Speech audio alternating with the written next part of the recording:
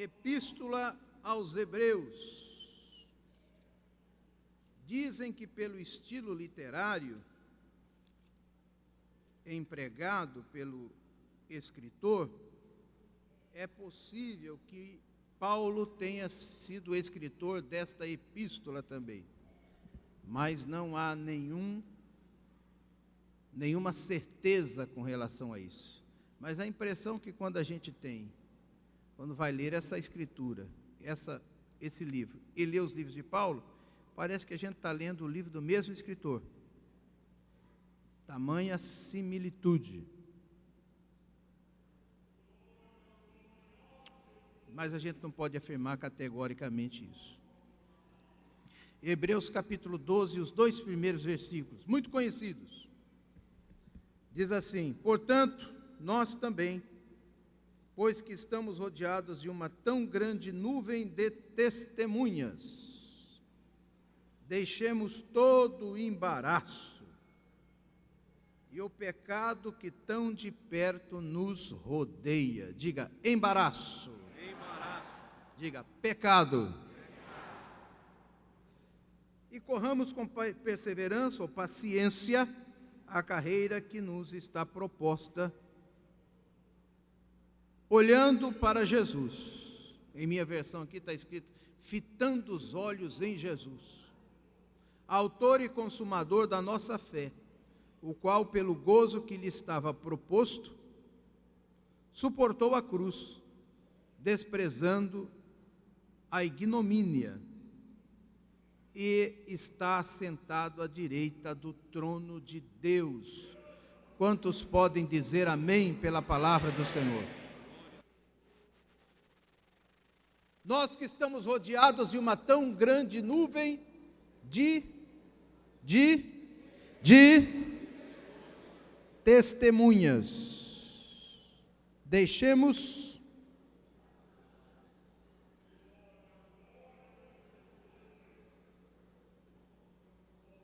todo pecado,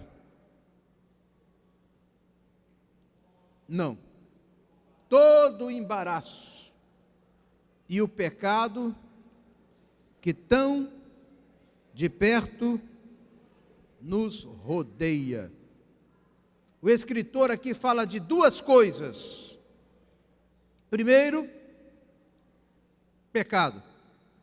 Segundo, embaraço.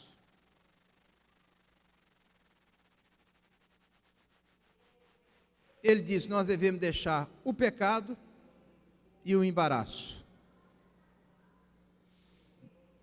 que tão de perto nos rodeia. Tem gente que não tem vivido uma vida de pecado, mas tem vivido uma vida de embaraço. O embaraço nos leva ao pecado.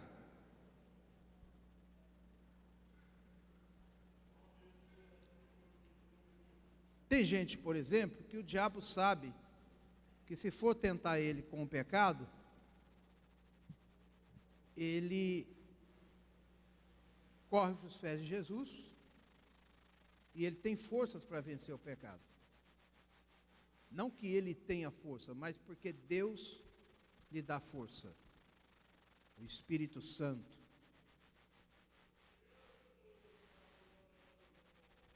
Então, o diabo usa uma segunda estratégia, que é deixar a pessoa no rolo, no embaraço. Sabe como é que eu entendo o embaraço? Como aquela teia de aranha.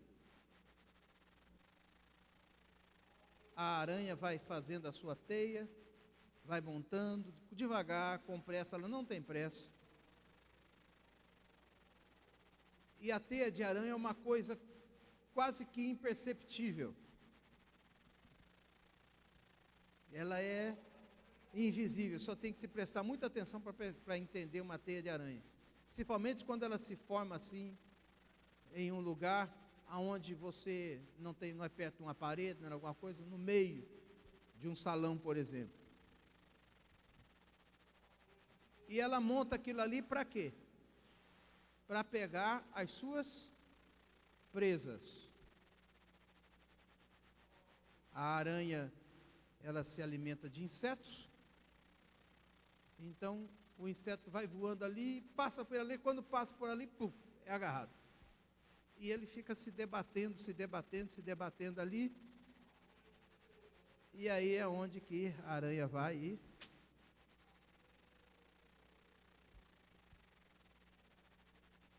toma aquela presa. Tem gente que na vida o diabo faz exatamente isso. O diabo não mostra o pecado para ele, mas vai só montando uma teia. E quando você menos perceber, você já está agarrado nela. E aí você vai lutar com as suas forças para sair, mas a teia de aranha, ele te dá exatamente essa capacidade da pessoa se bater e morrer ali mesmo.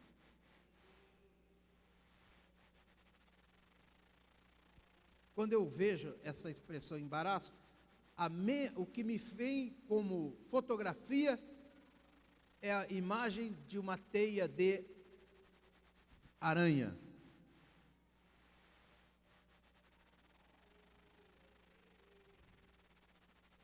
Meus irmãos, o apóstolo, ou melhor, o escritor aos Hebreus, quase que eu ia falando apóstolo Paulo, está dizendo: tenha cuidado com o pecado, mas tenha tanto cuidado quanto o pecado, tenha cuidado também com o embaraço.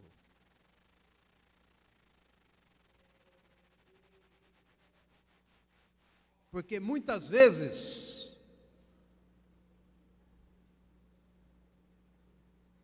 nós tropeçamos nas pequenas pedras. Elas é que causam às vezes os maiores desastres, especialmente pessoalmente falando. Porque as grandes pedras a gente vê. E quando a gente vê, a gente desvia dela. Mas as pequenas pedras, elas às vezes estão aí em algum lugar que você não sabe, e quando você pisa em falso. Se não cai, traz uma luxação, até uma fratura, você fica mancando.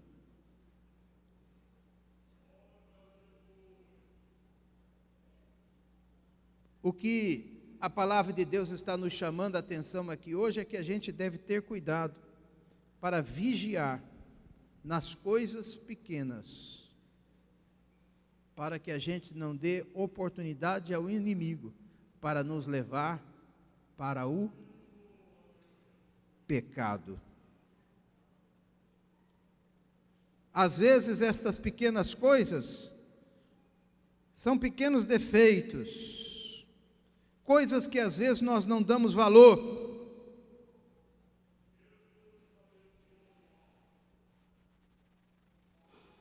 Por exemplo, abra sua Bíblia no livro de Cantares de Salomão,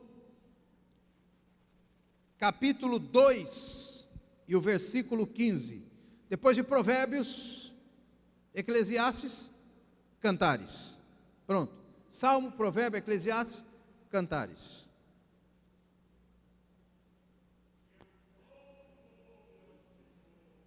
Capítulo de número 2 e o versículo de número 15.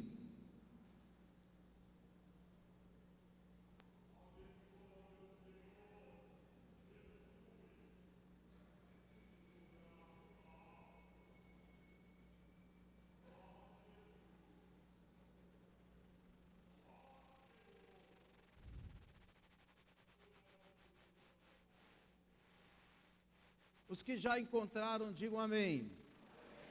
Vamos ler todos juntos. 1, 2, 3. Vamos começar de novo? 1, 2, 3. Apanhai-me as raposinhas.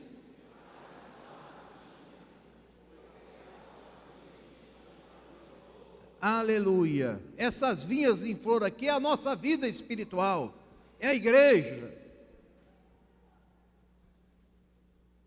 é como uma vinha em flor, ou seja, produzindo, crescendo. Aí,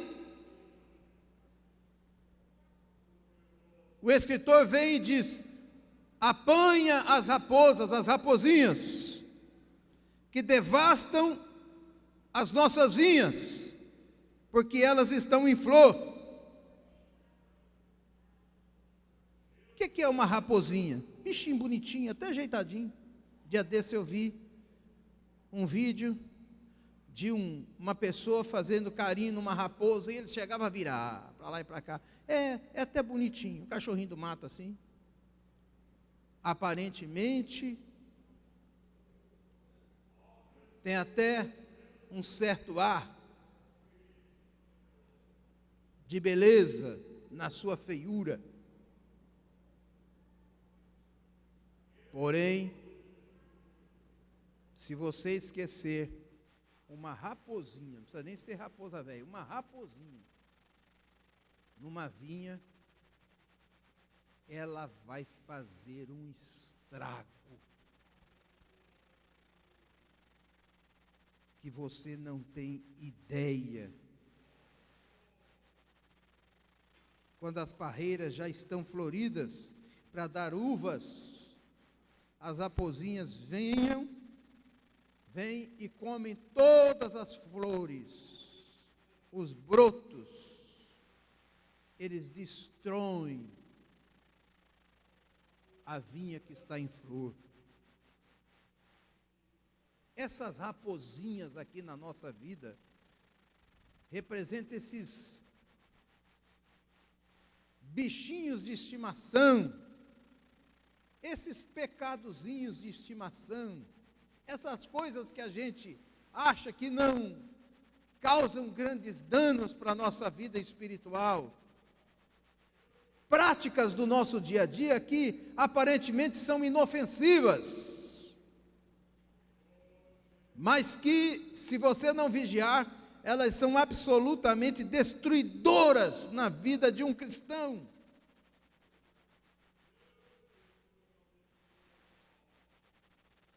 Coisas pequenas, coisas do dia a dia, que você vai levando, porque elas não causam aparentemente um grande estrago, e você acha que pode compactuar com isso na sua vida cristã. Coisas que você pode disfarçar,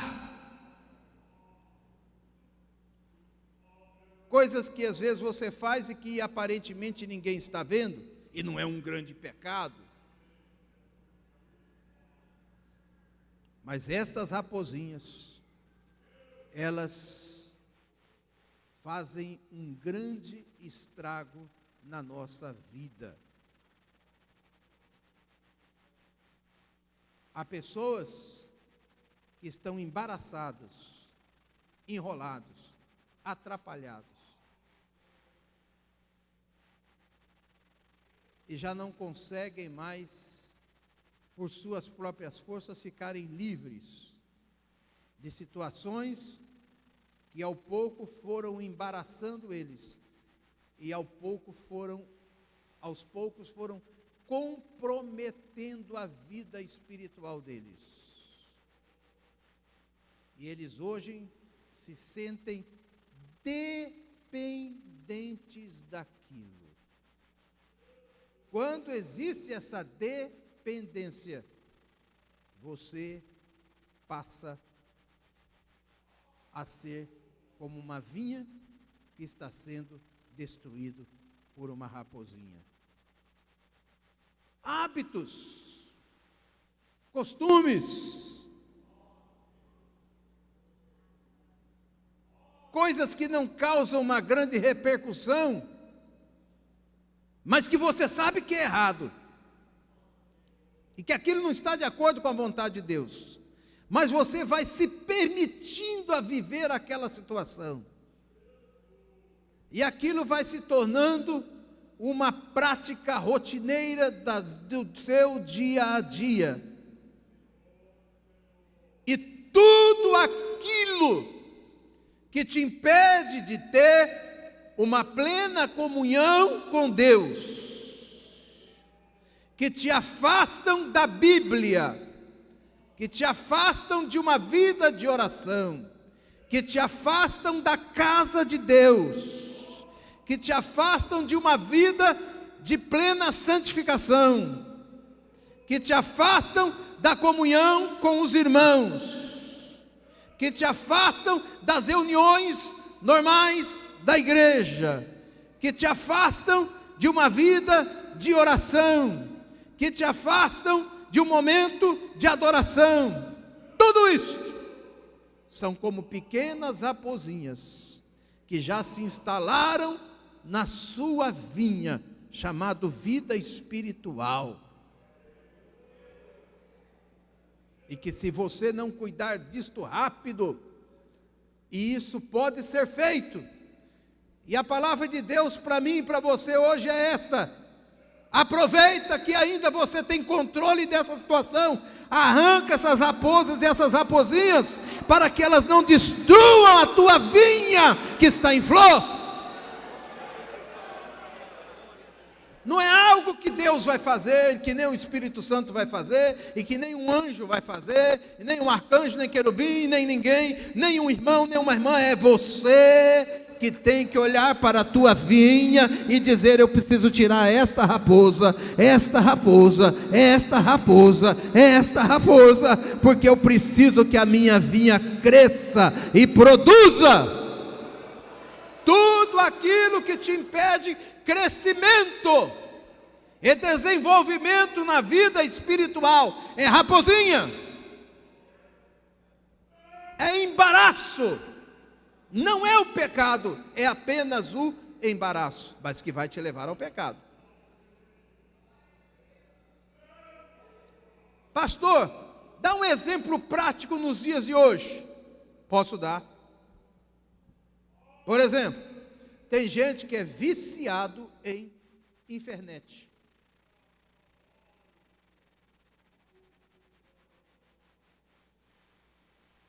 Não estou falando internet, tem dois tipos, tem a internet e a infernet. Ah, pastor, isso não existe. Uma estatística foi feita com alguns, uma boa, grande estatística, feito por um instituto cristão dos Estados Unidos da América, e eles chegaram à estatística de que 75% dos crentes hoje em dia estão viciados em internet. 75%. Não é que andam na internet, veem alguma coisa lá, passeiam, se atualizam e depois ligam e vivem a sua vida. Não é isso não. É gente que está 24 horas por dia ligado na tal da internet. Seja através de sites, seja através de redes sociais. Hoje tem sites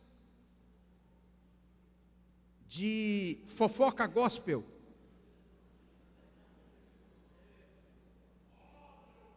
E eles são extremamente visitados. Essa semana eu estava navegando, zapeando assim, eu e Marvi zapeando pela televisão, vamos tirar um pouco de internet, pela televisão, e aí eu cheguei num programa da Rede TV, é um programa que tem todos os, como é o nome daquele programa da Rede TV de fofoca? TV Fama. TV Fama, já ouvi.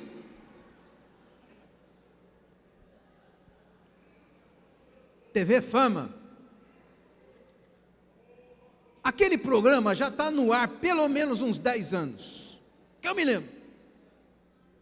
Mas eu nunca vi tanta inutilidade, tanta boçalidade, tanto besteirol, tanta superficialidade do que aquele programa. Em horário nobre.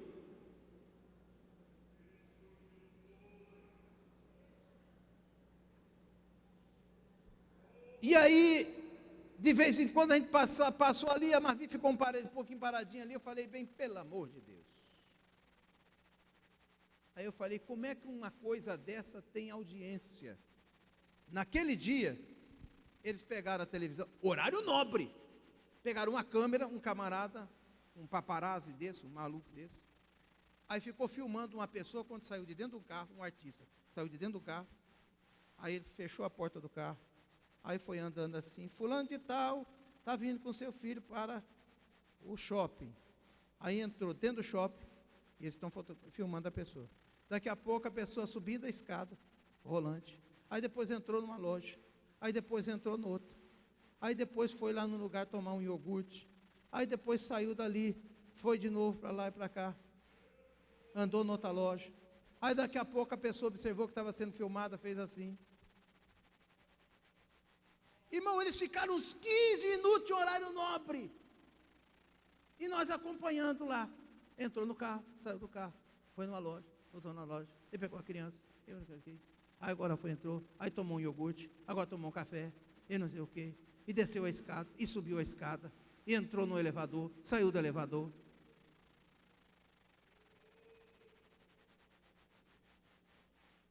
Eu fiquei olhando assim, falei, gente, isso é o extremo da idiotice. Tem coisa mais piegas, mais cafona, mais brega, do que você ficar zapeando uma pessoa para onde é que ela entra ou ela sai. Aí depois terminou, tal, aí eu fulano de tal. Aí ela estava usando roupa tal, com sapato tal, casual, e não sei o que descasual. Eu fiquei olhando assim, falei, meu Deus do céu. Eu falei com a mãe, meu bem, tira dessa desgraça aí, que eu nem estou vendo essa miséria. Não dou conta, não.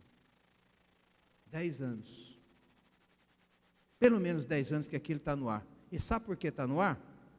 Porque tem audiência. Porque se não tivesse audiência, estava fora do ar. E a audiência ali é grande. Porque tem fornecedores. Merchandise no meio daquela coisa, aí o merchandise.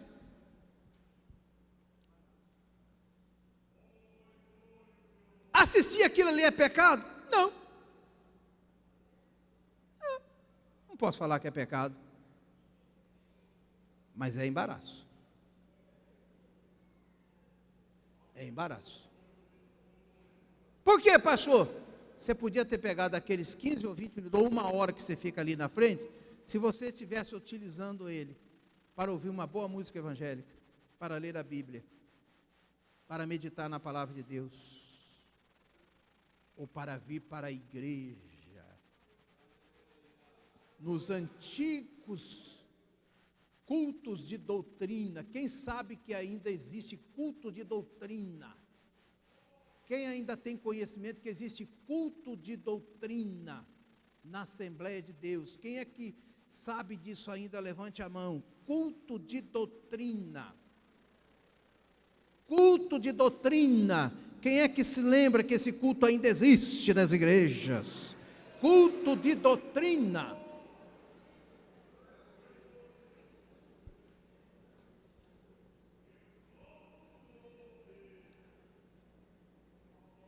Culto de ensino.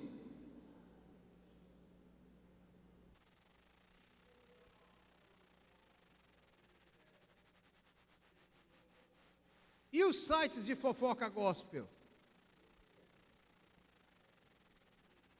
É uma fofocaiada dos infernos. Fulano de tal está com a cicrana. A cicrana, ela jogou o cicrano e agora está com fulano de tal. A igreja do pastor tal fez isso, fez aquilo outro. Fulano de tal falou isso. Aí, aquele replica para o outro lado. Fulano de tal deixou de falar isso. Que fulano de tal se posicionou dessa maneira. Aí vem o outro e diz, ele está todo errado. Aí aquilo ali, já viram uma notícia para o tal de Facebook, aí já vão para a rede social. A gente compartilha aquilo no Facebook, e é uma fofocaiada, é crente falando mal de pastor, pastor falando mal de pastor, crente falando mal de crente, igreja falando mal de igreja, e nós estamos enrolados nessa confusão, nesse rolo, nessa pataquada de fofocaiada e confusão. É um show de vedetismo, um show de querer falar mais alto que o outro, um querer gritar mais alto que o outro. Dia desse eu encontrei com uma pessoa, ele disse: ô pastor, o senhor quer ser notícia? Eu disse: explica para mim a fórmula. Ele disse: pastor, se um cachorro mordeu o senhor, ninguém dá notícia. Agora, se o senhor mordeu um cachorro, o senhor vira a notícia na hora. O problema, pastor, é que o senhor tem que aprender a morder cachorro.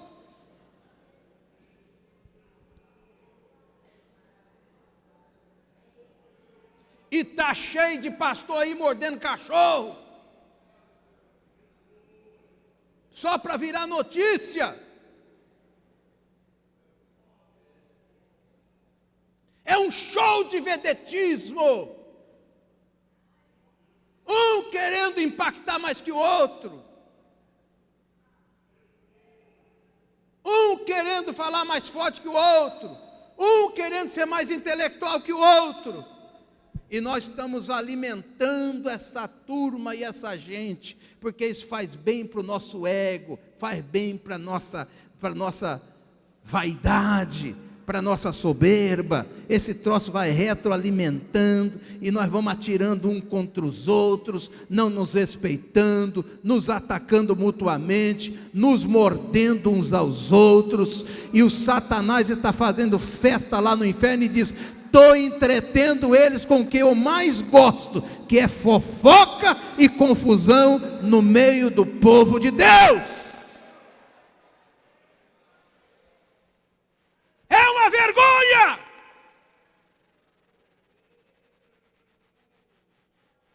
Uma vergonha.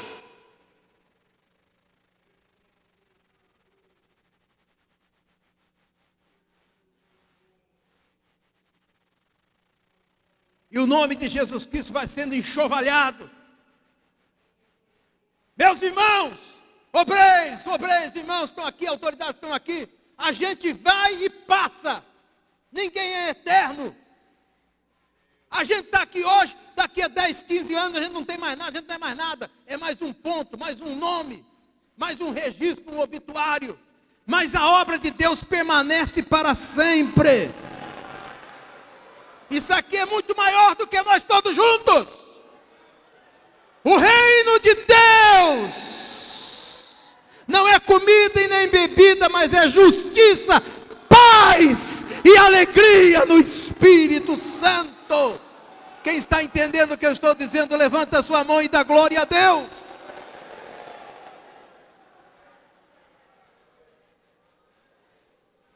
Deixa de ser bobo. Quando você imagina que você é a cereja do bolo, você não é nada. Abner, deixa de ser idiota. Você é apenas um cooperador no reino de Deus. Não pensa que você é mais do que você é, não. Você é produto resultante da graça e da misericórdia de Deus. Se a graça e a misericórdia de Deus sair da sua vida, Abner, você não fica uma hora em pé. Você fede que nem carniça de urubu. É a misericórdia de Deus, é o poder de Deus, é a glória de Deus que se manifesta nesse vaso de barro. É nada. Essa.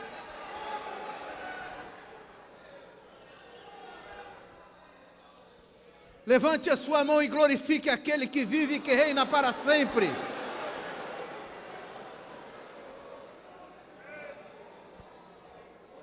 Araxalacalabassuri andaraia.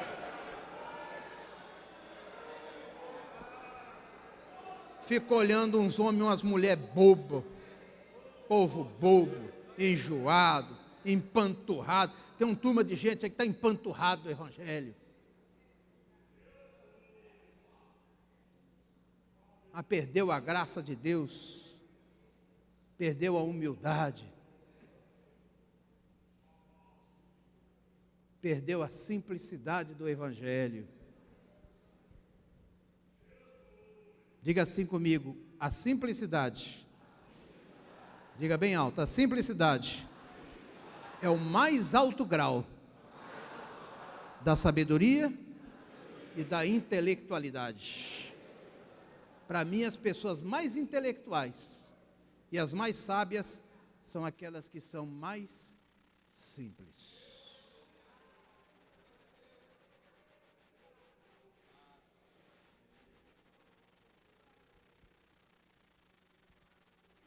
A Bíblia diz que a sabedoria é justificada não é pelas nossas palavras, não, é pelas nossas obras.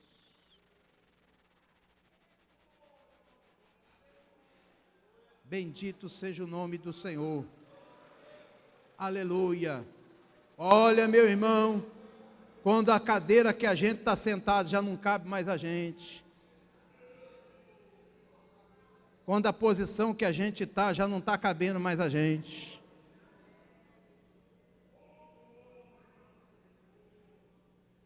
Quando a igreja que a gente está, a gente acha tão grande que já não cabe mais a gente. Ou o ministério que a gente está já está tão grande que a gente não cabe mais a gente. A gente está que nem aquelas bexigas que está inchada. Vai inchando. Aquilo é só, por dentro é só ar. Aquilo é só ar.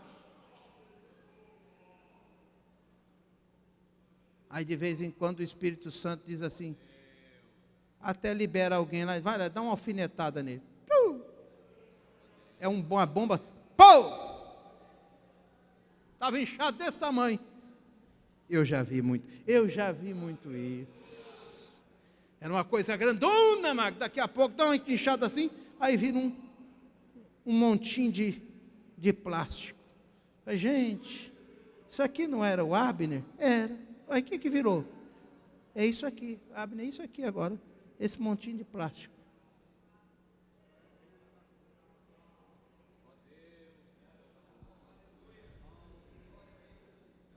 Amigo, o melhor é andar no sapatinho, andar na humildade, devagar, amo devagar.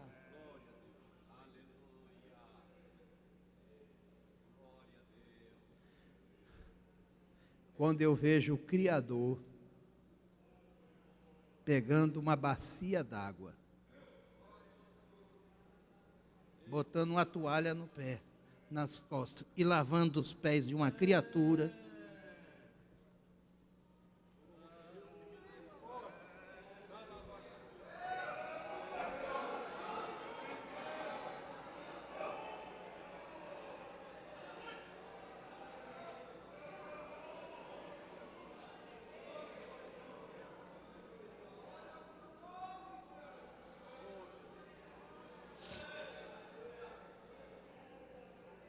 e dizendo, o maior é o que serve o menor.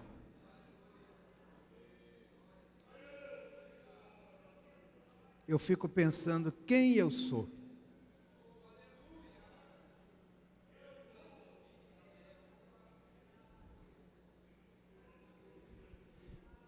Estava lá em Tramandaí, a convenção, 200 e poucos ministros. A convenção que eu presido aqui são 6.800 ministros. A convenção que Samuel preside é mais de 12 mil. No Brasil são 45 mil ministros. Ministério de Madureira. Pastores, evangelistas, missionários. Mais de 25 mil templos. Aqui no Rio de Janeiro são mais de 5 mil templos. Eu viajei para lá, para dar posse na diretoria, cheguei lá, uns irmãos se arengando. Aí eu fui para lá, entrei numa reunião com 30 pastores, 30 obreiros mais ou menos. 30. Uma sala assim, improvisada, debaixo de um galpão, uns 40 graus, um calor.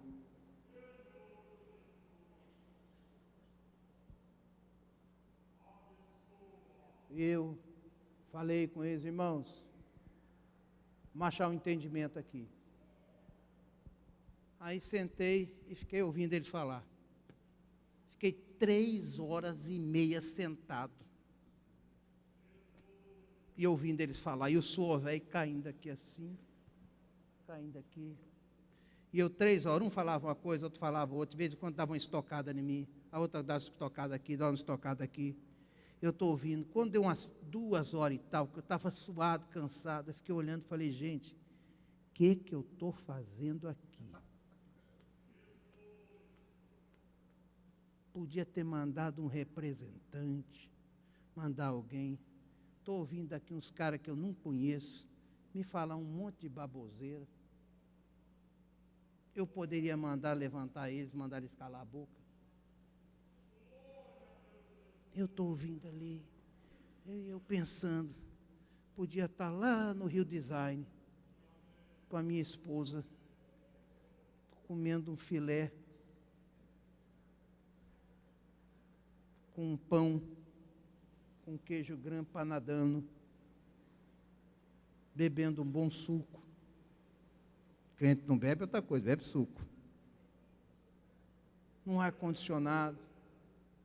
Ou podia estar pregando uma coisa, ou dentro de casa. O que eu estou fazendo aqui com 30 obreiros, cabeça dura? Para achar um entendimento aqui, que eu mesmo poderia levantar aqui, vai ser assim, ponto. E eu comecei a pensar comigo, falei, gente, que coisa que eu estou fazendo. Mas ao mesmo tempo que eu pensei nisso, eu falei, gente, eu poderia estar sonhando em estar sentado nesse lugar para ouvir esses 30 crentes aqui. E não ter tido essa oportunidade. E aí eu fiquei pensando, falei, meu Deus, que privilégio.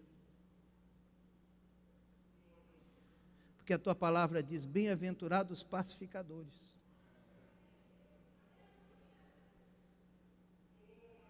E eu fiquei observando.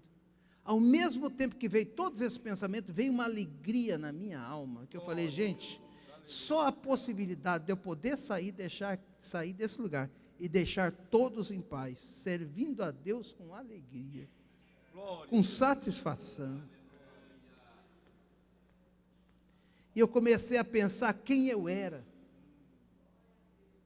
Um garoto lá do interior do São Paulo, filho de pastor, como filho de pastor tem não sei quantos milhares toda hora aí. Um Zé Ninguém. Mas que Deus olhou e disse, eu vou abençoar esse rapaz. E me trouxe para ser pastor desta igreja, presidir uma convenção, ser vice-presidente de uma mega de uma convenção, ser casado, bem casado, ter saúde, corpo perfeito.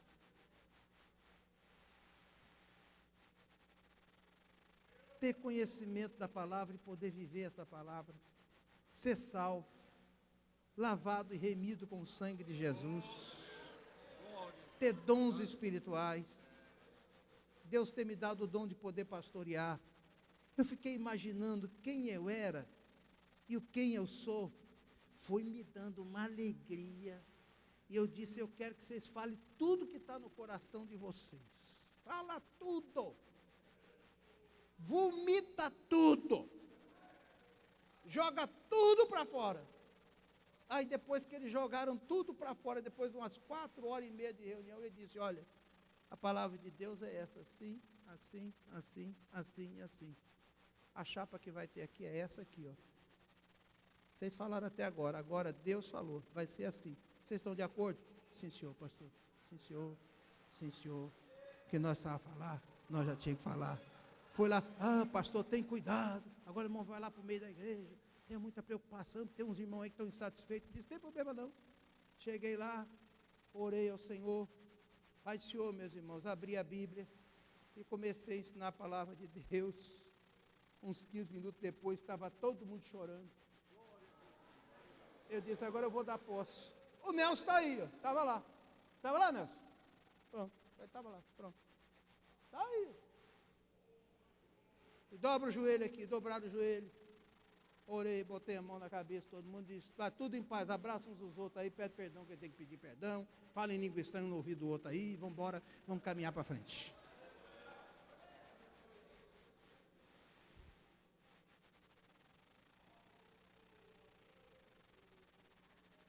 Simplicidade é o mais alto grau da sabedoria.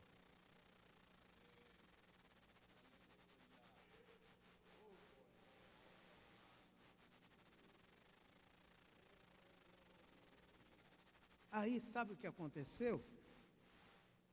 Eu estou ali. Vamos embora. Quando eu vou saindo,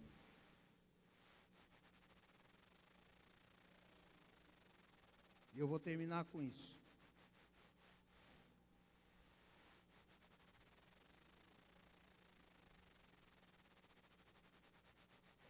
Ô, Renan, vou usar aqui.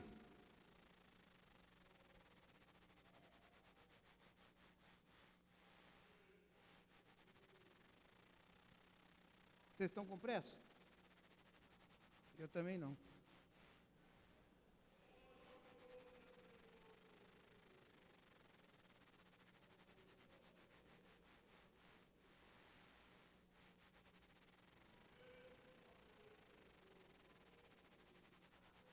Espera aí, que eu preciso mostrar para vocês o trabalho completo. Como é que Jesus é lindo.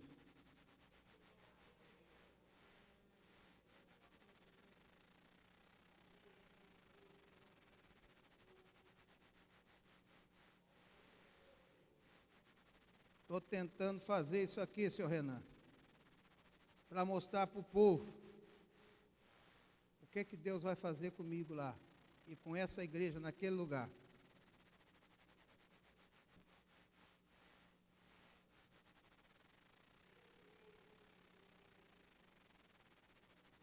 Alguém está usando o iPad para mim. Renan, vem cá. Você falou que o negócio ia funcionar. Tecnologia demais vira tecnologia de menos, irmão. É uma coisa incrível. Deixa eu ver se eu consigo me libertar disso aqui. Pronto, vou começar de novo.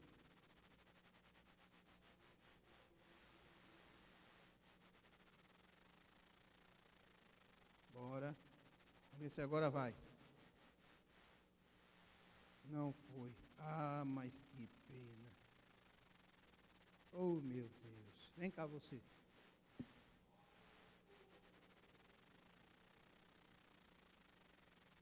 E o Renan, que é bom, não aparece.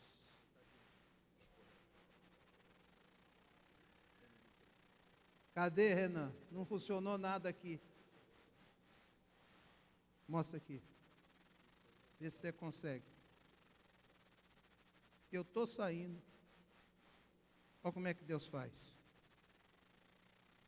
Vê se você consegue filmar aí. Alguém corta lá.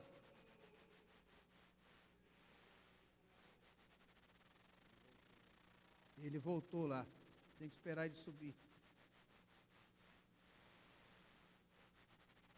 Ah, não vai dar para ver como tinha que ver. Acerta mais está muita iluminação, muita luz. Diminui a luz, eu quero menos luz. Vai de novo. Fechou? Quando eu chego, eu não sei se está dando para vocês verem, é que não está dando para ver, mas eu queria mostrar. Aí, pronto, para aí. Isso. Trava ele. Dá frisa aí. Frisa. Eu estou saindo. Pastor disse, pastor, tem um templo aqui de Madureira. Está fechado há uns 5 anos. E olha o estado do templo. Tá vendo aquilo lá? Aquilo lá está pichado. Ó. Vamos lá para o próximo. Olha aí atrás. Pode botar. Lá no fundo tem uma casa pastoral. 2 quartos? 3 quartos, sala, copa, cozinha, banheiro. E embaixo é um salão de festas. Bora para o próximo. Aí vocês têm uma noção melhor do lado do fundo. Aí. Deixa para o próximo. Aqui é a lateral. Na cidade de Novo Hamburgo. Atenção, meninas. Novo Hamburgo é a capital internacional do calçado e da bolsa. Isto fala alguma coisa com vocês, madames? Há alguma coisa que comunga com o vosso espírito? De lá são vendidos bolsos, exportados bolsos para o mundo inteiro, e sapato os mais chiques que tem. É a cidade que é a coisa mais linda do mundo. Vamos embora. Olha a frente. É um templo que está lá 10 por 20. E a placa está lá, e fechada, e os elementos pichando. Olha para cá, olha essa. Lá no fundo que eu estou mostrando aqui, ó. Aqui é onde está a casa pastoral e tudo. Para vocês terem uma noção. Eu liguei para o pastor de lá mesmo e disse: ô companheiro, quero informar o senhor que eu estou tomando posse hoje aqui. Eu vou reabrir esse templo. E ali vai ser a nossa sede. Para um grande trabalho que Deus vai fazer conosco lá no Rio Grande do Sul, somando com os outros companheiros que estão lá. Aí Deus, já chamei o cidadão, e olha o templo. Essa é a fachada atual. Ah, mas que pena que não vai dar para mostrar. Para aqui direitinho, frisa aí, fica quietinho. Eu sei que a coisa mais difícil do mundo é frisar. Aí, pronto. Agora eu vou mostrar como é que vai ficar.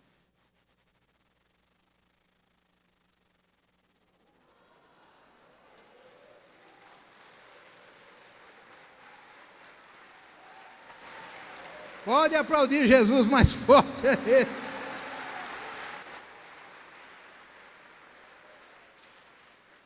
Daqui a 60 dias, ou no máximo 90 dias, vai estar assim.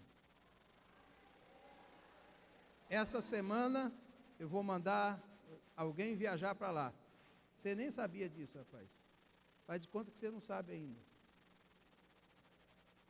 E o obreiro que vai tomar posse lá é esse moço, fica em pé aí. Esse é o que vai tomar posse lá.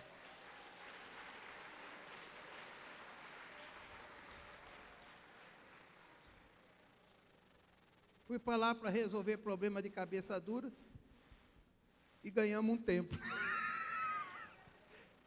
Vamos dar para Jesus uma linda salva de palmas aí. Fechadinho, esperando Madureira. Esse aqui vai ser só o ponto, porque a matriz mesmo nós vamos construir num outro lugar, que Deus vai nos dar uma grande sede em Novo Hamburgo. E o ano que vem, eu vou construir também um grande templo na capital, em Porto Alegre. Em Porto Alegre. Um grande templo do nosso ministério, o Ministério de Madureira. Quem é que vai me ajudar aí? Levanta a mão e diga glória a Deus. Então a festa vai começar. Glória a Jesus. E as irmãs que gostam de chocolate, chocolate quente ou chocolate frio, chocolate branco ou chocolate delicatessen? Os irmãos que gostam de um bom churrasco, as irmãs que querem passear naquelas feiras de calçados e bolsas, vocês já vão ter um pontozinho para dar aquele ar de espiritualidade.